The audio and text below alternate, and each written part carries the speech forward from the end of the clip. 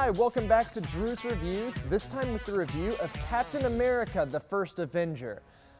We finally see Captain America burst onto the screen. A lot of people have been waiting this one for a long time. I know I have. I'm a huge comic book fan, but I have to admit, with Thor, with Captain America, both those characters, I was really skeptical about how they were going to be brought to the big screen. But after seeing the Thor movie this past May, a lot of my worry went away because that one was really good. So it was really giving me high hopes for Captain America. And I was not let down. Marvel has been introducing each of these individual franchises with the intentions of bringing all these big characters together. You got Iron Man, Robert Downey Jr., you've got Thor, Chris Hemsworth, you've got Captain America. They're all going to be brought together for one big Avengers movie. Captain America is the last major character that needed to be introduced. So the movie starts off with the puny Steve Rogers.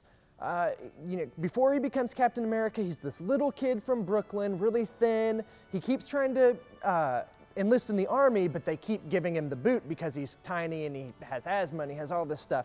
But he has such high moral standards. He never backs down from a fight. He's always defending himself. It really makes you feel like, for me, I felt like I wanted to be more like him because he's just such a good guy. And that's how you knew that they were on the right track in the movie, because that's how Captain America should be. It's due to these qualities that Rogers is chosen to be the first in a line of super soldiers. The procedure works, and the puny Steve Rogers becomes the buff hero Captain America that we all know and love. The movie is all set, for the most part, during the 40s, and the 40s set piece during World War II worked really, really well for a superhero movie. But don't get too optimistic. Captain America is still a superhero movie to its core. It was just nice and refreshing to see something different and not relying on such heavy special effects like in the Green Lantern earlier this summer. It was just something a little bit refreshing.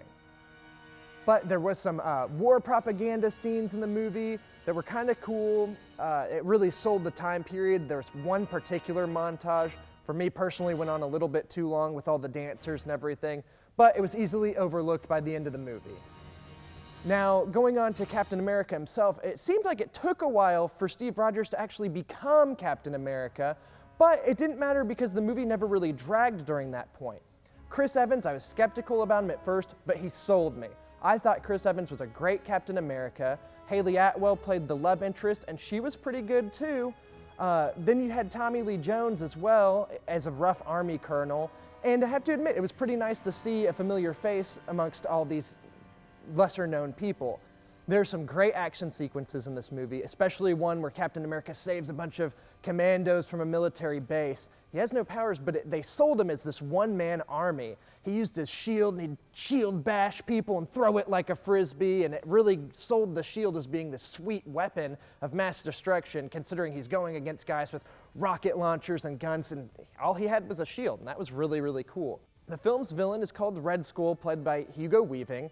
And the Red Skull is a villain who is trying to get, wait for it, global domination. We've never seen that from a villain in any movie, right?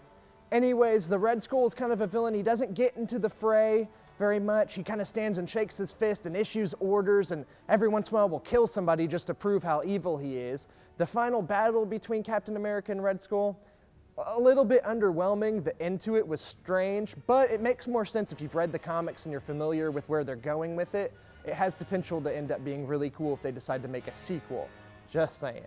They do transition Captain America from the 40s to the year 2011 in the film. It's done really well. I'm not going to talk about it too much because I don't want to spoil anything, but it's really cool. But in the end, Captain America it's a good superhero movie. The set and everything is different, which gave it a different feel. But to the core, it's a traditional superhero movie. Drew's Reviews gives Captain America, the First Avenger, a 7 out of 10, and make sure to stay after the credits for a special surprise.